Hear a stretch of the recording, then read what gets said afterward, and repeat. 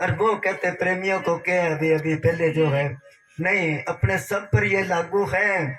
गलती में जो बनी सो बनी, पहले जो हो गया सो हो गया। अरे अब तो ठीक, कहते समुद्र के किनारे किसी की ड्यूटी लगा दी, मितू लहरा गिना कर और लिख के शाम को आके मेरे को हिसाब दिया कर।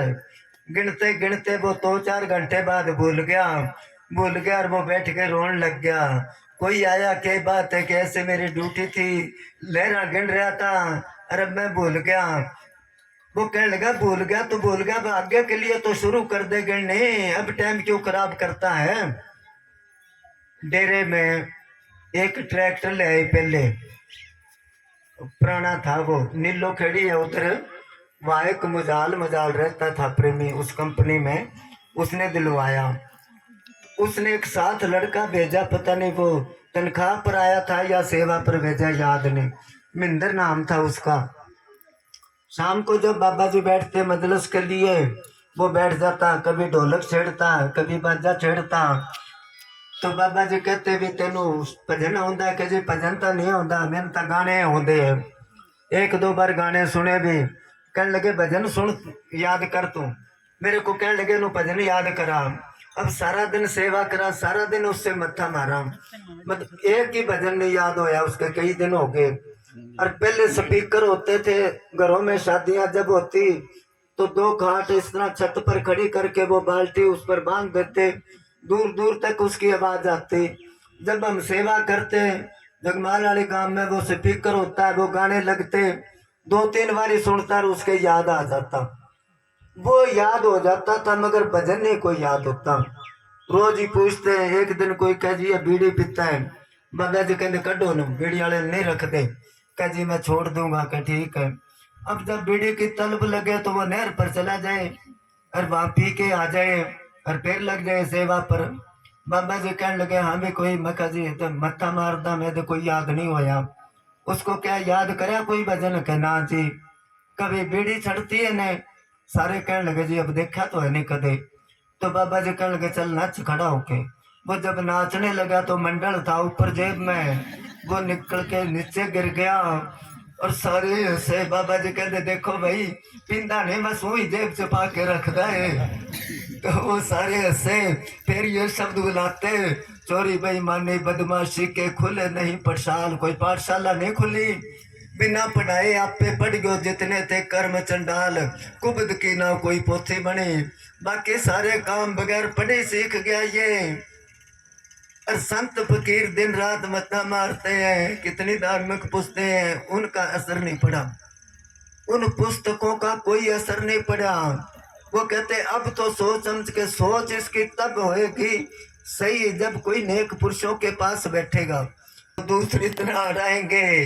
अब कहता है मेरा भाई है, बहन है, माँ है, बाप है, घरवाली है, पति है, बेटा है, बेटी, कहते इनमें तेरा कोई नहीं। कबीर साहब ने कहा तुम देखो रे लोगों भूल भलैया का तमाशा, ना कहू की बहन भाणजी, ना कहू की माता। एक कवि ने बहुत ही अच्छा लिखा है, जो सिक्के खनकते हैं उनमें खरा कोई नहीं। आजकल के लोग तो सिक्के नहीं समझते। पहले 1 आना 2 आने 4 आने ऐसे होया करते। दुकानदार के पास जब जाते कहला 2 आने की चीज दे दे, तो वो यहाँ रख के ऐसे उछालता वो। अगर खड़का होया तो रख लेते, अगर नहीं तो कहते खोटा है भाई, ये नहीं चलता। कि दूसरी वो करेंसी होया करती, बाद में ये पैसे चले हैं। तो वो कहता है जो सिक्के खनकते हैं, खड़का तो खूब होता है, जो सिक्के खनकते हैं उनमें खरा कोई नहीं। कहता है तुझ पर मैं मरता हूं पर मरा कोई नहीं, वैसे सब मरने को तैयार नजर आते हैं। फिक्र क्यों करता है तेरे साथ और मौके पर? कह भैया अभी तो मजबूरी है हमारी। वैसे सब मरने को तैयार आते हैं और प्रेमी तो करोड़ों में 2-4 नजर आते हैं। वो कहते हैं ना, कोई आदमी था, वो घराली से क्या बैठा था, कुदरती मर गई, बड़ा खुश होया, चलो रांद कट्टी। औरती ले जा रहे हैं उसकी, ले जाते आगे खंबे से टकरा गई, थोड़ी हलचल हुई, वो जिंदी हो गई। आदमी का मूड ही खराब हो गया, ये कह तो दोबारा जिंदी होगी। ले आए उसको, कुछ दिनों के बाद फिर मर गई वो। कहने लगा चलो ले जा रहे हैं, राम नाम सत्य है, पर खंबा बचा के दोबारा ना बिट जाए। कहते ये है अपने देख लो। माता पिता तेरी आसुत नारे, जिनकी ने अड़ती आगे ढाल, विपत में तेरो कोई ना धने। इसलिए गुरु नानक साहब कहते हैं, नानक कचड़िया स्यों तोड़, ढूंढ सज्जन संत पक्या, ये जीव दे विछड़े बोया ना जाई छोड़। इसका मतलब है, मतलब क्या तो छोड़ दो, छोड़ना नहीं है।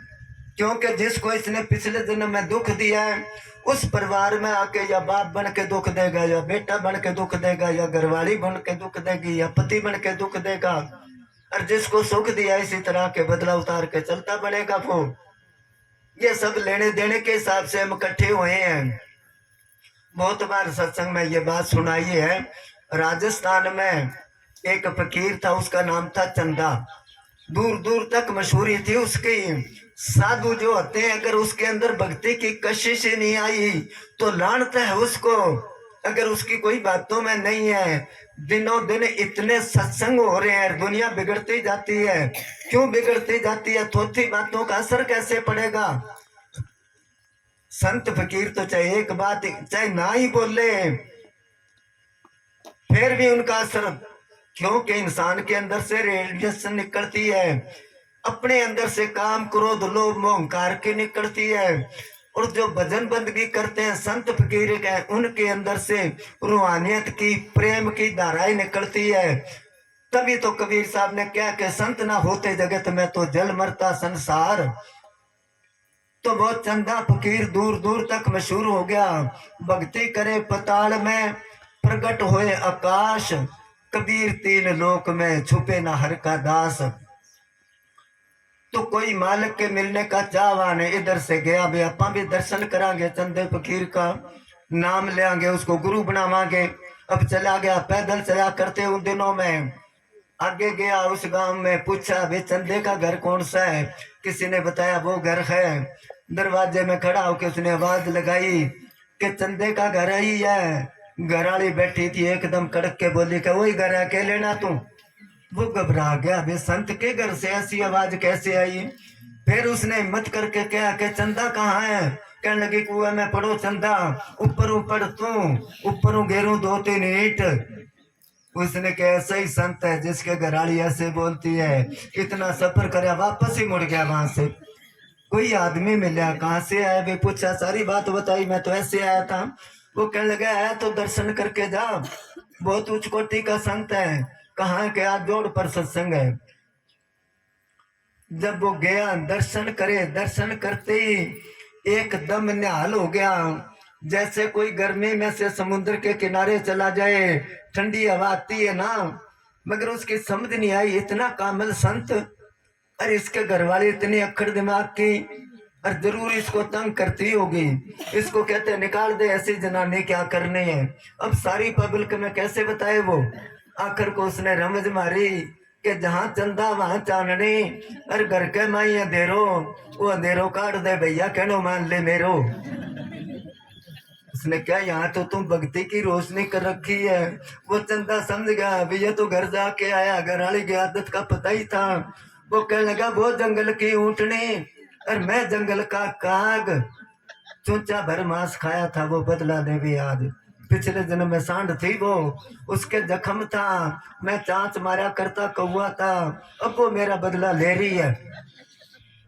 मैं बदला भी उतार रहा हूँ, रुमाल की भजन बंदगी भी कर रहा हूँ। इसलिए संत फकीर कहते माता पिता तेरी आसुत नारी, जिनके ने अड़ती आगे ढाल, विपत में तेरो कोई ना धनी। धनी तो उस टाइम पर सतगुरु है। हाँ, संत मिले हैं। वो रूपा अपने मेमनपुर का पूज्य मस्ताना जी किसी बात पर उसको कहने लगे भी कोल खड़े होके खल चिल्लावांगे ऊपर। तो वो कहने लगा बाबा कोल खड़े होके, जब आप खड़े होके हमारी खाल उतरेगी तो आपको तरस नहीं आएगा देख के? वो कहने लगे हम दूसरी तरफ मुंह कर लेंगे। वो कहने लगा जी मैं जोर जोर उलटावांगे। फिर तो देखो गई, फिर हंसने लगे, हाँ भरी फिर तो छुड़ाना पड़ेगा।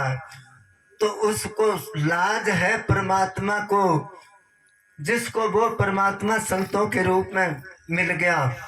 धर्मराज के तो नहीं जाना पड़ेगा, मगर जो जो हमने करा वो तो भुगतना ही पड़ेगा।